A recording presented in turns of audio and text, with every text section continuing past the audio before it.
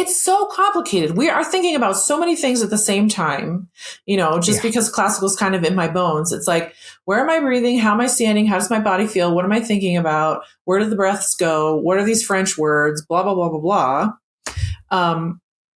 And it's really about practicing what to think. Yes. Because if you try to think about all those things at the same time, you will just basically be like a human calculator, and nobody wants to listen to that. Nobody wants to watch you think really hard on stage. Well, and I say to my students, I can see you thinking. You've got your thinking face on. Yeah. Welcome to the Vocal Lab. I'm Sarah Ramsey, and this show aims to pull back the curtain on the entertainment industry, where veterans give up-and-coming artists some of the information they wish they'd had when they were just starting out. Sort of a music industry primer, if you will. I am so glad you're back with us today. And here's the thing. This is part 2 of our interview. So if you haven't checked out part 1 yet, go check that out, because there's a lot of groundwork for stuff that we might refer to today. You might want to watch it first. So check that out and then come back and join us, and let's get going. Okay, so this brings us to a great place, actually. Now we're going to get into some nitty gritty. Let's talk about the nervous system on stage. Yeah.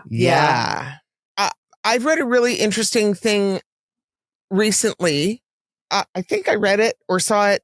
I have no recollection of where I came across this, so I can't properly attribute the thought. It was not my own. But it was the concept that in order to be engaging with your audience on stage, you have to be able to hold some element of that, like what in other situations is like a fight or flight charge. You have to be able to hold a level, not an overabundance, but a level of that in order to engage on stage. And I thought that is such an interesting way to put that, because as soon as you go past that point of it being that level, it shuts you down. Right? So it's like that, finding that sweet spot is the work. Yeah. Yeah. So one of the things that sometimes people go, oh, is when I say nervous systems talk to each other. Right. And so this is true for teachers in the studio. And I always say this, and I think this is even in my book too. I can hang up my Black Lives Matter poster, and I can hang up my queer pride flags and everything that I believe in. And if students walk into the studio and I'm just jacked up, they feel it and they don't feel safe. It doesn't matter how many external signals of safety I have.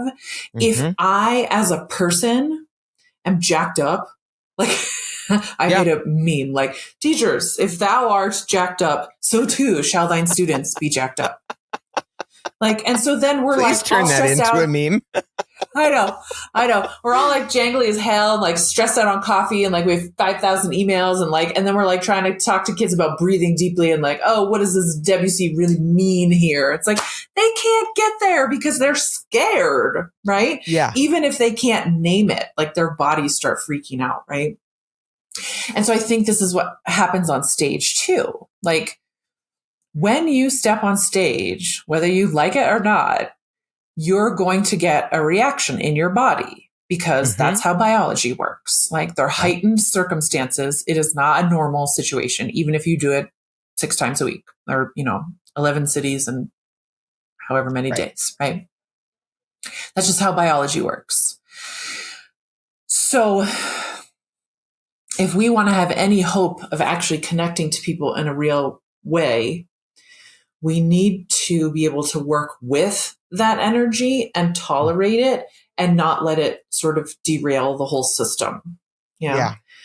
And I got really clear about this when I was working with Kate Conklin, who's a phenomenal Alexander teacher who is based in LA and was in Cirque du Soleil for all this time. And anyway, she talks about that is the mistake I think that a lot of people make around performance anxiety is to think that they can stop it from happening or make it go away.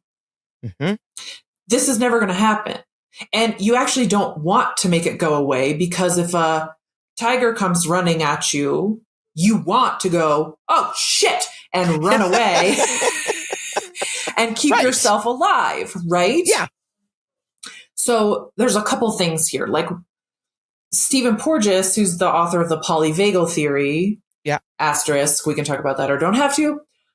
He talks about, in a really healthy nervous system, we should, I'm using heavy air quotes here because everybody's different, but ideally we should be able to know in our bodies the difference between a safe level of excitation and a tiger is coming down the street and I'm going to die. Yeah. The thing that is really intriguing to me as a trauma researcher is basically like, if you kind of think of your nervous system capacity as like 1 to 10, 10 is like the tiger is coming, right?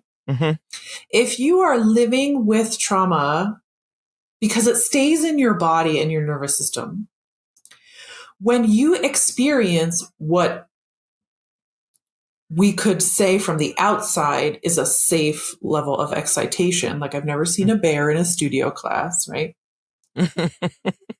If you're carrying that, your glass is already more than half full, right?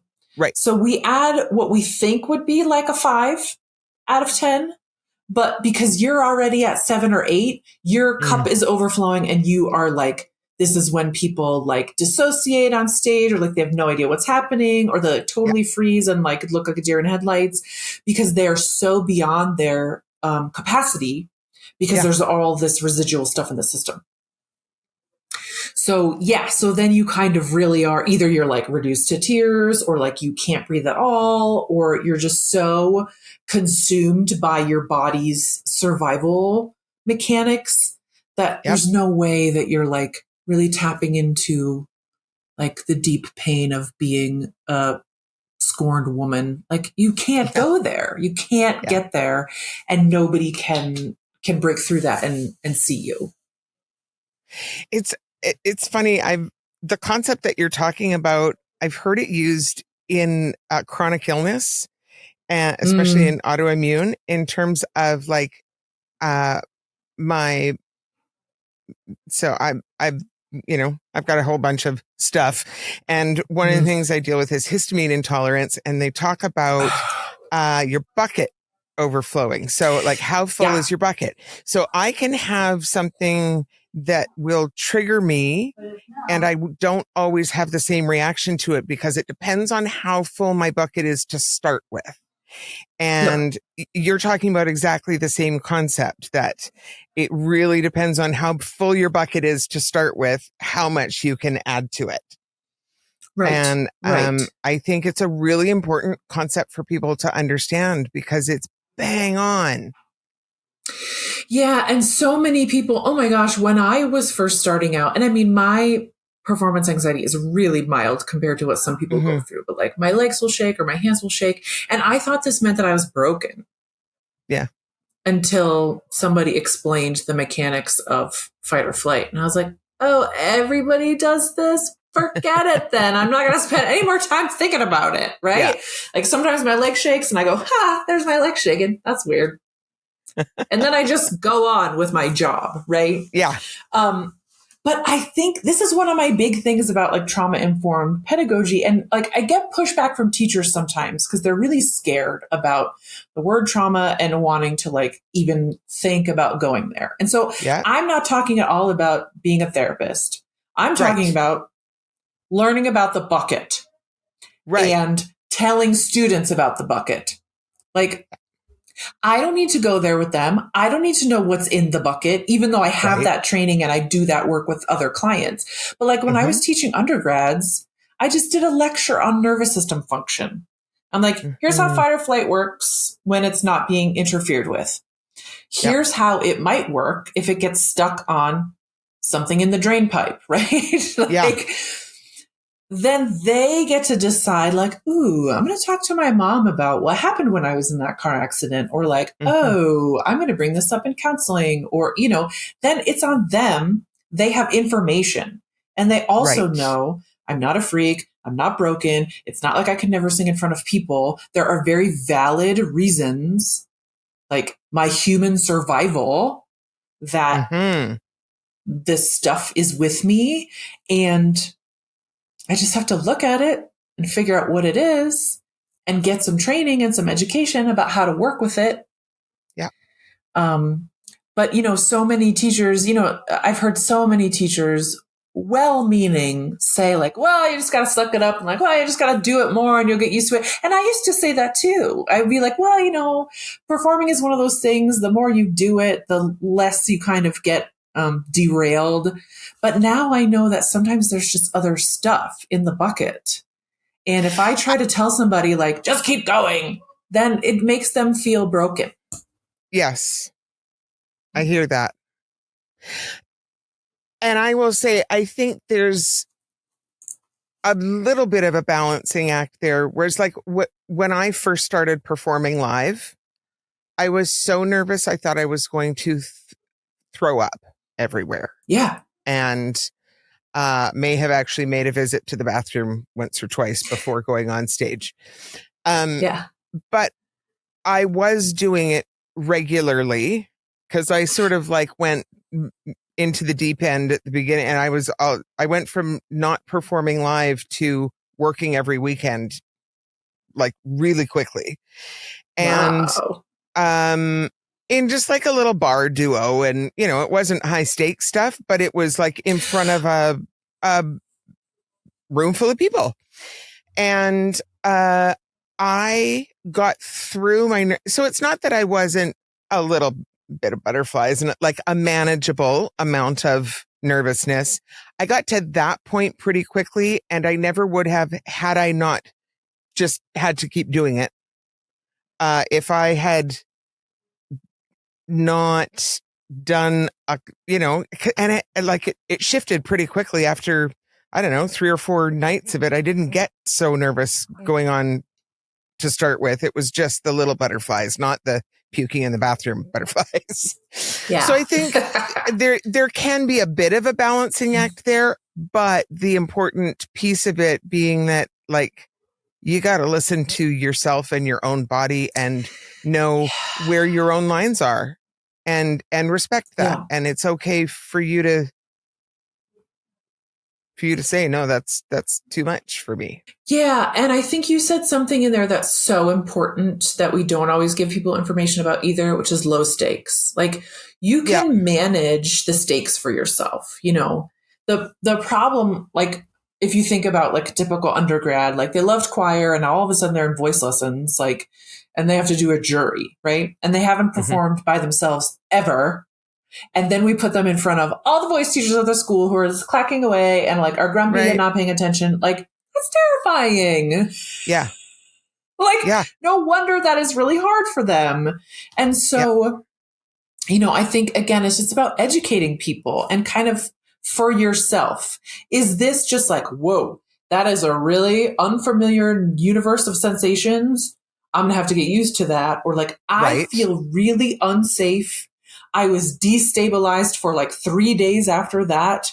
There's some sort of issue to look at. And I think, it's about giving people that information so they can kind of decide like, okay, let me spend a little bit of time figuring out what this is and then figure out how I'm going to address it.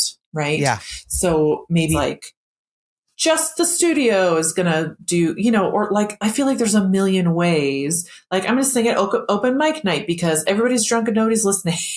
Or like, I'm just going to go sing at karaoke because no one's paying attention. I don't know anybody there. There are ways to kind of expand. Yes. Like, so this is also a psychological concept. Dan Siegel talks about the window of tolerance, right? So you can slowly expand that window of tolerance and not just be like, okay, you've never sung in front of people. Whoosh, it's Carnegie Hall, right? Right? People would struggle with that. Like, yes. I would freak out if I was singing at Carnegie Hall because like it feels like a big deal and blah, blah, blah. So it's just about letting people know that like there are reasons why our bodies do the things they do. There are also reasons why you may have a super extra response. There are Yep. ways to deal with it if you have a super extra response. And it doesn't mean that you should quit forever. Right. And for those of you listening or watching who deal with an elevated amount of performance anxiety, perhaps you should make an appointment with Emily. She's a good person to work with on that stuff. Yeah. And I hope the thing like that people can get from this is that I know trauma is a word that gets used a lot, and I'm like kind of self-conscious about it, but also like psychologically speaking, that's what we're talking about. So I'm not going to not use that word.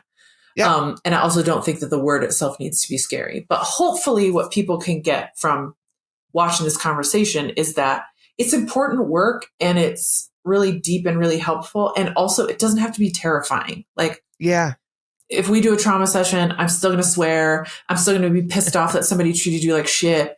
I'm still going to be like, that sucks that happened to you, and like validate you in that way. Like, it's not going to be all like, angels will sing and I'll speak to you with my, only through my crystal singing bowl. Like, I love crystal singing bowls. Do not get me wrong. But like, 100%. Also, yes, like we can talk about this stuff and it doesn't have to be like horrifying.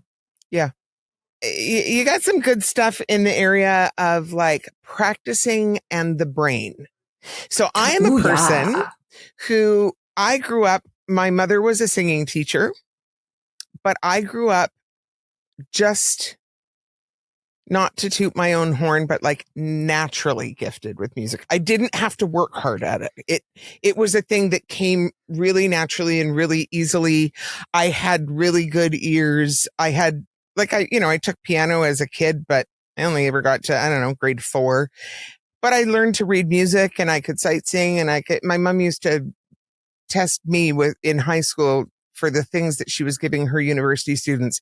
And if it was too hard for me, then she wouldn't give her university students. You know what I mean? Like it was just consequently, because things came easily to me, I never learned to practice.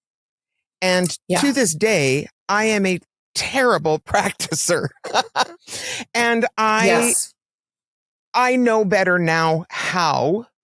But it is a thing that so does not come easily to me because it is a skill I did not learn. And I think that especially as voice teachers, when we end up with students in our voice studios, we have students who have a big range of relationships with practicing, right? Some people come in knowing exactly how to practice because it is not their first kick at the can, or they've grown up maybe even doing a different thing. Maybe they grew up dancing, or they grew up in a sport or something where there was like regimented practice that they get it. And then there are some people who were naturally gifted at something and never had to work, that didn't develop that skill. And part of our job is actually, I don't think it's to tell them exactly what to do and how to do it, but it is to help them develop the skill of practicing. And I'm really interested in your thoughts on that and how that all works in the brain bulb. Yeah. One of the biggest things is I hear teachers complain so much about, these kids never practice, and nobody practices, and blah, blah, blah. And then I thought about it. It's just, they don't know how to practice. Yeah. They don't know how to practice, and they don't know what to practice. And that's why they don't practice. So being mad at them for not practicing is not going to solve the problem. So agreed. I decided long ago that I was just going to talk to people about practicing. Like, what are you going to do now with this information? Right. Yeah.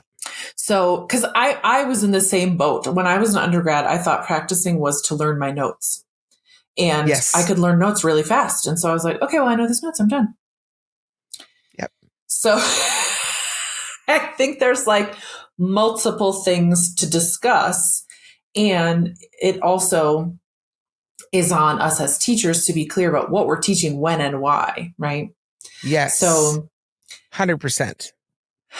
So I give everybody exercises, and like, this exercise is designed to help you do balanced onsets, or this exercise is to help you learn breath coordination, or, and I try to be very descriptive about what each thing is for and what you will get if you do it. Right. Well, that helps with their own autonomous decision making, right? Right. Yes. So like I work with a lot of musical theater singers and pop singers who have like phenomenal chest voices until exactly that break spot. It's like, okay, so first we have to work on head voice and just get it out, make it work. So you're going to do an exercise that's just head voice, and maybe even sing a song that's just head voice, because you have to strengthen the muscles. Yeah. Then once stuff is strong, then we're going to work on coordinating stuff. And I'm going to give you a specific exercise to work on coordinating the register so they're working together at the same time. And we're going to talk about that while we're doing it. And, then when you finish your lesson, I'm going to be like, okay, so if you work on this 5 minutes a day, every day between now and when I see you, your voice will be in a different place when I see you next time. And I want to see what that's like. Right. So it's much more, if you do this, then this should happen. And I want to see how the science experiment turns out. Yeah. And then there's the repertoire piece, right? Like whatever you're going to perform, it's so complicated. We are thinking about so many things at the same time, because classical is kind of in my bones. It's like, where am I breathing? How am I standing? How does my body feel? What am I thinking about? Where do the breaths go? What are these French words? Blah, blah, blah, blah, blah. And it's really about practicing what to think. Yes. Because if you try to think about all those things at the same time, you will just basically be like a human calculator, and nobody wants to listen to that. Nobody wants to watch you think really hard on stage. Well, and I say to my students, I can see you thinking. You've got your thinking face on. Yeah. It's different, right? Yeah. And I tell students all the time, just because I have a doctorate in voice doesn't mean I never have problems. It's that I know what my little things are. I know how to look out for them when I'm practicing. And then I know how to streamline the thinking when I'm performing. So you're not supposed to be, Lynn Helding talks about this in her book, The Musician's Mind, which is very sciencey and very brainy. But if you speak that language, it's a fantastic resource. But she talks about, performance and practice are two different mindsets. When you're practicing, make your thinking face all damn day. Like, think about everything. But then you have to decide that thought is not actually helping me get closer to my goal. That thought is not actually helping me. And you sort of develop a language with yourself. And that's what I think happens in the practice room. Like, okay, what do I actually need to perform this the way that I want to perform it? Yeah. First of all, how do I want to perform it? What do I want people to feel? What do I want to say? What do I need to do to make sure that I'm communicating that as clearly as possible? Where are the places that it would be easy for me to accidentally forget about technique? And what's the shortest set of directions I can give myself to keep myself on track? I think, like for pop and MT singers, it's a lot about like register balance. Like, am I going to go into full chest here, or am I going to keep it kind of in a chesty mix, and kind of planning that stuff ahead of time? Because you don't want to get yourself into, like, we've all been there, right? We're like, oh, I feel so good, I'm going to go for it. Like, shit. That was not the right thing to do. But like, hopefully, I'm throwing myself under the bus here, because my problem is I never practice my pop stuff as much as I really should. And I get really carried away in the moment. I'm like, I just want to go for it. It's never going to help. I talk to my students too about like you say about like choosing the registration and choosing the breath, like where I'm going to breathe and how much I'm going to breathe and all of that. And I describe it as choreographing the song, because that is what we are doing. We're choreographing the song in your body. You're not a dancer, but we are choreographing the song in your body so that your body has a muscle memory of what to do when the song has to come out of your mouth. Right. Or just a map. You need to create a really reliable map so that, I think about like, I love Pink. And like, if you think about Pink, like there's that documentary of her like going on tour, like, and how much rehearsing they did. And she's pretending she's holding a microphone and they're pretending they're hooking up the harnesses and all of that stuff. And like, there was one moment too, where she even said like, can we talk about this moment? Because it's the hardest dancing and the hardest singing. And she's like negotiating that as they're planning out the choreography of the whole thing. Right. Yeah. And it's like, how much energy does this take? Where should it go in my set? Like, am I going to be emotionally okay when it's done? Do I need to walk off stage after that? Or do I need to like sort of do something upbeat to take people's minds off of it or make a joke or blah, blah, blah, blah, blah. Like I feel like people can do anything if there's a plan. Yeah. And like, that's not to say that having a plan makes everything go perfect, but it also means that if something goes a little bit like you can't spend time thinking about that in the performance because you have other shit to do. Yes, you do. You have to stick to the game plan and you can't let a little blip throw you off that game plan. You have to be able to keep going so that you can also like, it's kind of like we were talking about with the nervous system stuff too. Like you need to be able to run that plan so efficiently that you can also like be right there with the people and not be like disappearing into thinking. Yeah, absolutely. You made a really good point too about repetition. So yes, I think practice and have your thinking face on and all you want in practice, but then you have to practice performing. And so, yes, they are different things, but you have to practice performing too, because it's not, this is another thing I say to students all the time. It is not going to come to you the first time you do it. If the first time you do it is on stage, like it's not all going to come together on stage for the first time.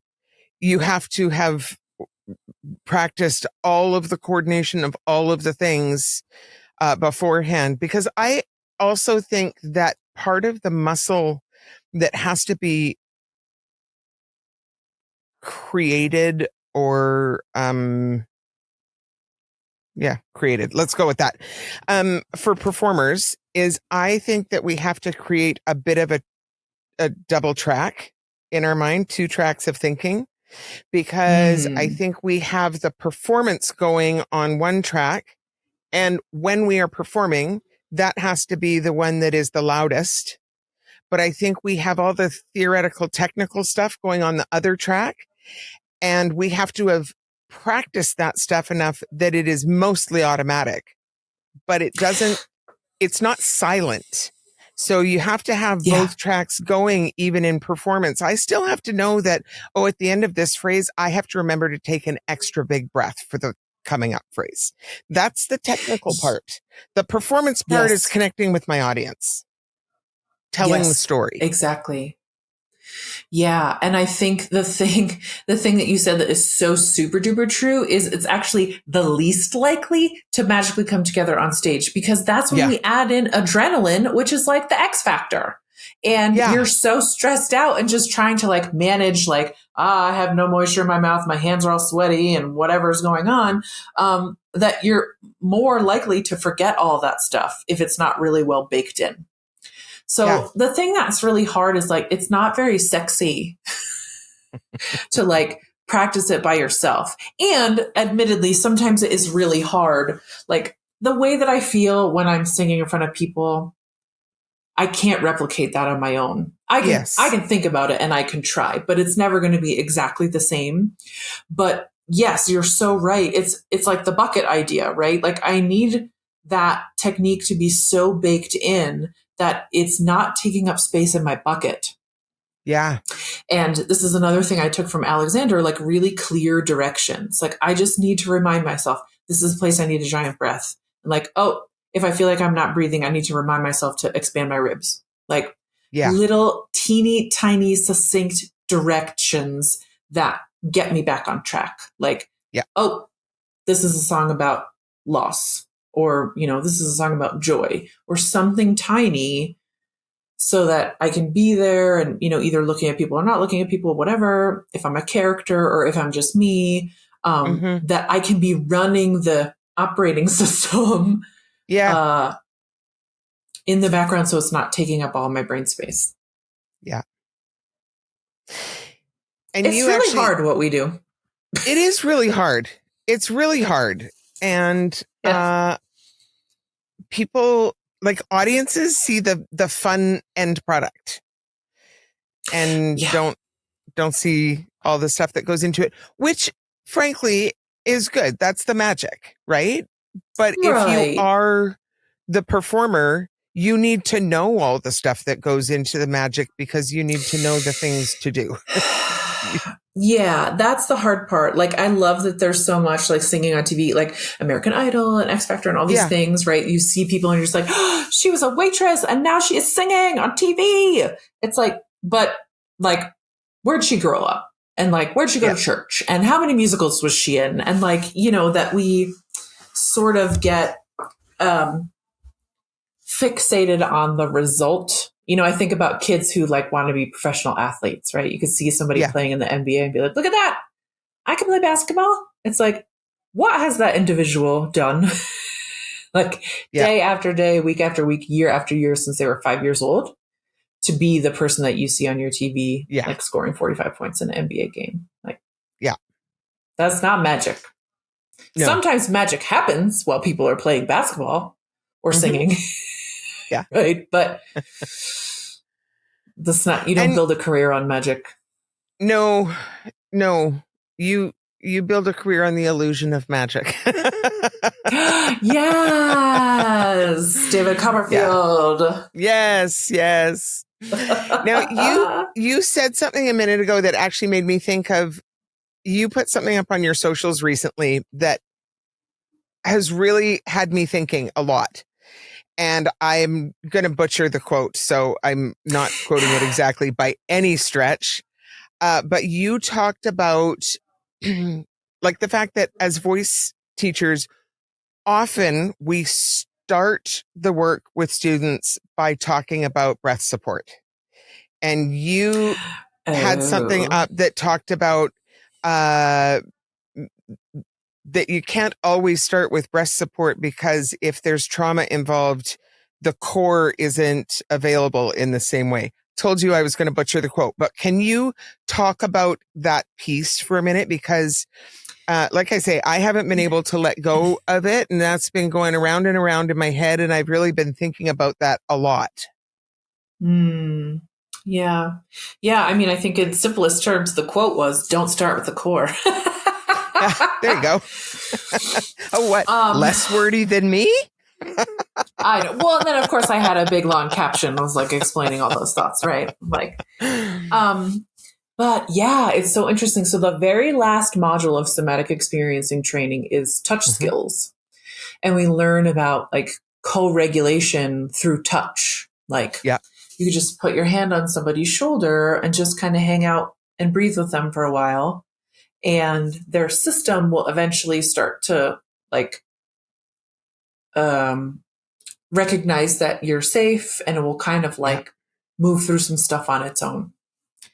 And one of the things we talked about in that training is that you wouldn't go right for somebody's core because if you think about it, it's like a self-protective, like survival area. Like think about the fetal position, like, or if something's coming at you, you kind of guard your torso, right? Yep. And so for a lot of people, whether they realize it or not, there's some unconscious bracing that we can do in the core. So depending on what you've lived through, there can be lots of really good survival reasons why the core is kind of habitually tight or engaged. And so if you go right to having somebody try to like fill up your belly on the inhale, which you can't do anyway, we're sort of asking them to override their system and for better or worse, this is a way that their body has constructed a sense of safety to make it possible for them to move through the world. And if you just ask them to like wiggle around, loosen up your belly, without kind of acknowledging that there could be stuff happening there, so this is kind of the thing that I'm after with trauma-informed stuff. Like, all I really want teachers to know is like that there could be really good reasons why people are super tight in the core.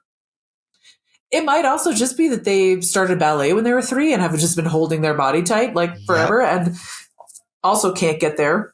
But also, if you tell that person like, oh, just like your abs need to be really loose, like then they're just going to feel like a butthead because they can't figure out how to do that. And they're going to think like, well, I ruined my chance at singing because I spent all these years dedicated to the beautiful art of dancing and now I'm screwed. Right. So it's just this way that we end up making people feel like that they can't do it or that there's no path forward. Right. So I talk about breathing, but I usually wait several lessons.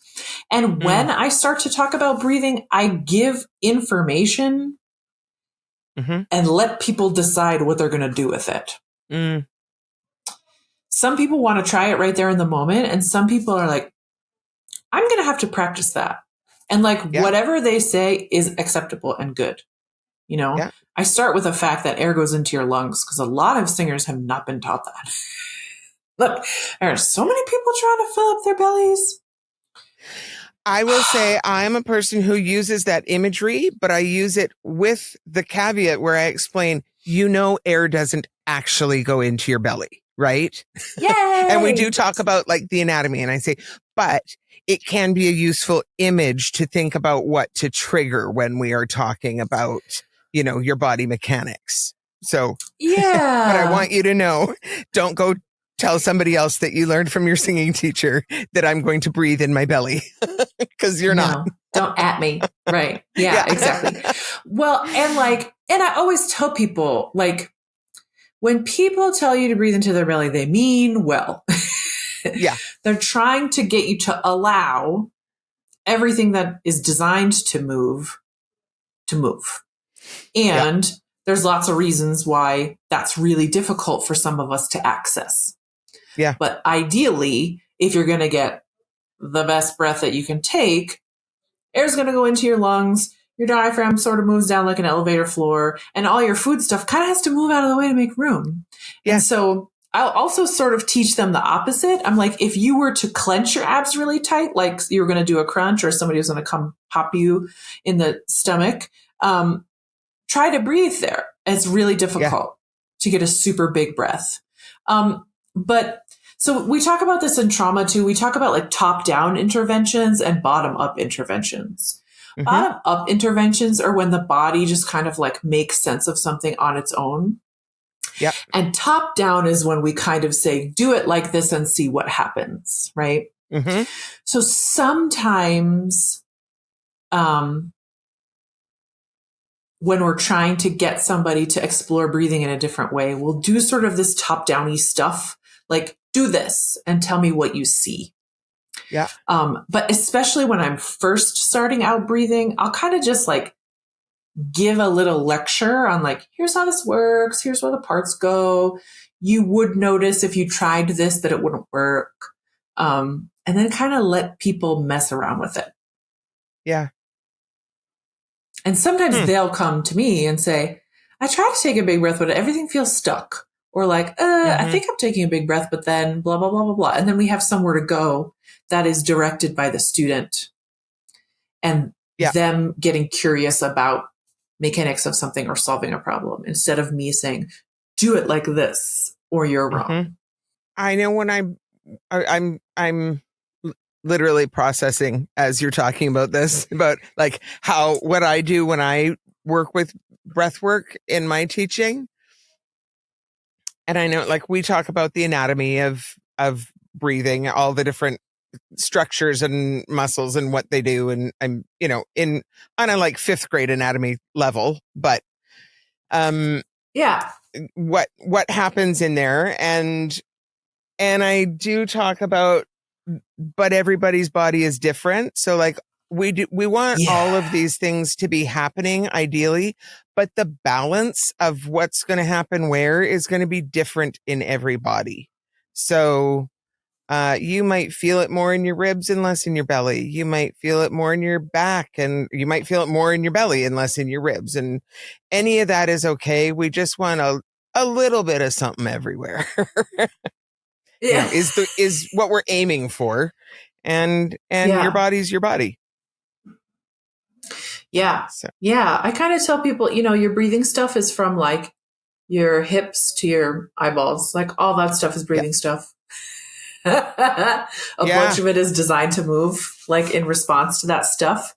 And a lot of us got some confusing information about, we've got the cart before the horse, right? Yes. It's like, and ultimately it's like, I also tell people not every breath has to be the biggest breath that you can take, but they all need to be in cooperation with human design.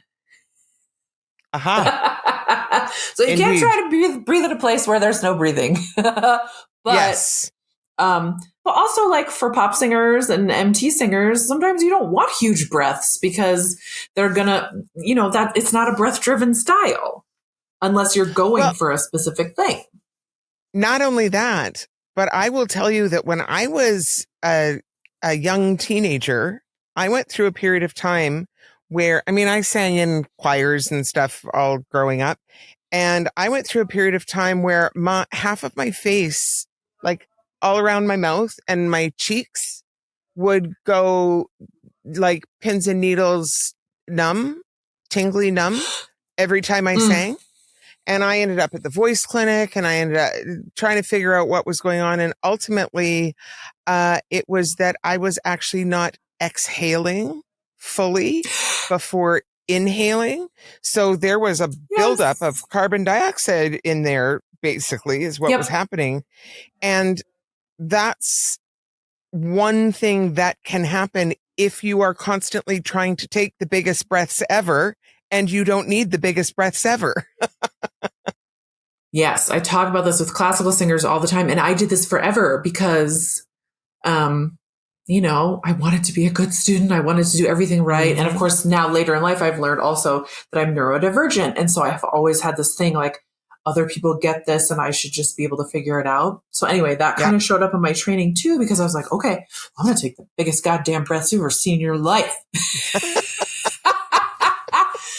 But what ended up happening, and sometimes I'll have people do this. I'm like, you can experiment with breathing in and then just taking like 4 breaths in and not doing anything else, because you'll feel pretty fast like what that feels like. And you're like, oh, I know this feeling. Yeah. It wasn't until my doctorate that I learned that I had to actually use the air that I took in. Yeah. So I try to teach people that from the get-go too. Like, how much air do you actually need for this task? Yes. So one of my favorite exercises, and I always tell people it's the hardest exercise that I have. I do, and I got this from my doctoral teacher, Lynn Eustace at BU. I just have people do triads, but you have to take a real breath between every note. E, e, ah, ah, e. And like, you're not going to have any reason to breathe in unless you've actually used the air that you have. Yeah. And you'll start to feel pretty bad pretty fast if there's something wrong with the coordination. Yeah. I have enjoyed this conversation so much, and I feel like we could talk for 3 more hours. I know. I'm having so much fun. Well, we might just have to have you back for a part 2 some other time. But before we go, is there anything that you would like to say to the people about your book and why they should read it? We'll link it in the show notes too. Yay. Thank you. Yeah. I think there's just a lot of misconceptions about what trauma is and isn't. And I tried to clear some of that up. I also tried to kind of, load it up so that no matter where you're coming from, you're going to get something useful. There's a lot of stuff that's directed right at teachers, and there's a lot of stuff that I hope singers will get. Yep. and feel like, oh, that's me. And like, oh, there's a reason why this, and this, and like why I can't remember that, or why I always go blank on stage, or, so even if you get to a chapter, I think I said this in the preface, I really tried to tried to capture the embodied and the empirical. So if you're more a sciencey person, there's sciencey stuff in there. If you're not very sciencey, there's a lot of really practical stuff in there. And I'm just hoping that we can start a lot more conversations about like, yes, you did have a hard time singing after your car accident, and that is really normal, and you're not damaged forever, and you can get help. So I want it to be hopeful for people who have been having a hard time, and like affirming. And I want voice teachers to realize that we can start teaching a different way without making a big damn deal out of it. And like, you don't have to become a therapist, and you don't have to redo everything that you're doing, but anything you do to take better care of yourself and heal yourself is going to transform your teaching and make a really different experience for your students. Yeah. Do you want to talk, as we wrap up here, a bit about the work that you do in terms of your teaching? Like, who would be a good student? If, who's your ideal student? Who are the people that come to your studio and work with you? Yeah. So there's a couple different threads. So I work with teachers who want to become more trauma informed. Yeah. I work with singers who want to work with a teacher with a trauma informed lens. Yes. But then also, because of my SE training, I can directly work with you on trauma. So for example, if you are that person, I was in a car accident and my voice has never been the same. I also am not here to like usurp the great work that you're already doing with another teacher. So like, I've worked with grad students who are in the middle of a program and just need support around a specific issue so that they can keep making progress toward their degree goals. So my goal is not to like take over your life. And in fact, my dream for everybody is that we can do really deep, really targeted sessions, and then you can be free. I don't think that people need to like commit to like 5 years of their lives to blah, blah, blah, blah, blah. If I'm doing my job really well, if there's a vocal issue, we can talk about it, get to the nitty gritty of it, give you tools and exercises to help you go figure it out and do all the things you want to do. If it's a trauma issue, we can work around that and give you some support and give you some tools. And then you can go back to your own therapist, or, take a break from therapy and just kind of experience a new way of being and see where that gets you, And you have some courses coming up, do you not? Yeah. So I know you do one-to-one work, but you have some courses coming up too for people who like group work. Yes. So I am going to do kind of like a beta version of a retreat that I've been thinking about. So it's going to be it's called Permission to Sing, and it's a healing experience for singers. Yeah. So if you've like been through training and feel really like through the ringer about it, or that you've had some difficult experiences that you're having a hard time overcoming. So it's kind of a group container. And it's going to be online, so as cost effective as we can make it, because I want people to be able to access it. And that's going to be in July. And we're going to just kind of create a safe space to talk about what are the mechanics of the things that are happening, or what happens in bodies when bad shit happens to us. What are some tools that we can use to recover? And kind of focusing on, some of the things we read in my bio, healthy and joyful singing is our birthright. Everybody deserves that. And it really kind of breaks my heart when people tell me stories about like, oh, I was in third grade choir and they told me I should never sing, or, it's like that haunts people and that robs people of so much joy. And just, a way of being in the world. Like, you should be allowed to be what you're like. And if that includes singing, then you deserve to have that. Yeah. So, absolutely. Yeah, registration for the class is going to open soon on my website, which is emilyjaworskikoriath.com. So excellent. hard. We So will many have names. that in the show notes as well. And I don't know, do you have like a wait list yet for people for that, or? Not yet, but I do have my mailing list. And so that's going to be the best way. There's a lot of stuff like percolating. And I think there's going to be another new course for fall that I'm not quite ready to announce yet, but I really want to. So the easiest way to stay on top of everything is to just make sure you pop your name into the little subscribe box on any of the pages of the website, and then you will get all of the news. And what about your socials? Where can people find you online to follow your, because you actually put out some great sort of education and thought-provoking stuff on your socials as well. So where can people find you there? On Instagram, I'm at Emily_Jaworski_Koriath. Very good. Not a mouthful at all. I know, right? I really won the name lottery, didn't I? Yes, but I'm searchable and findable if you look up Koriath trauma or Emily Jaworski voice, or I'm working on the SEO. We'll put your links in the show notes, and I'm assuming your socials link from your website and stuff too, probably. Yes, yeah, you can find me from there. Yeah. Well, thank you again so much for joining me today. I wasn't kidding. I feel like we could talk for like 3 more hours. We got through like 2 of the sort of like you specific, your nitty gritty stuff. I had like 4 more. We didn't get through them. So we might just have to do this again another day. So I would love that. Loved having you. Thank you so much for joining me today. Yeah, it has been a blast. Thank you so much. And thanks for all the great work that you're doing and, helping singers to kind of navigate this complex maze. I think it's really important. Thanks. It is a complex maze.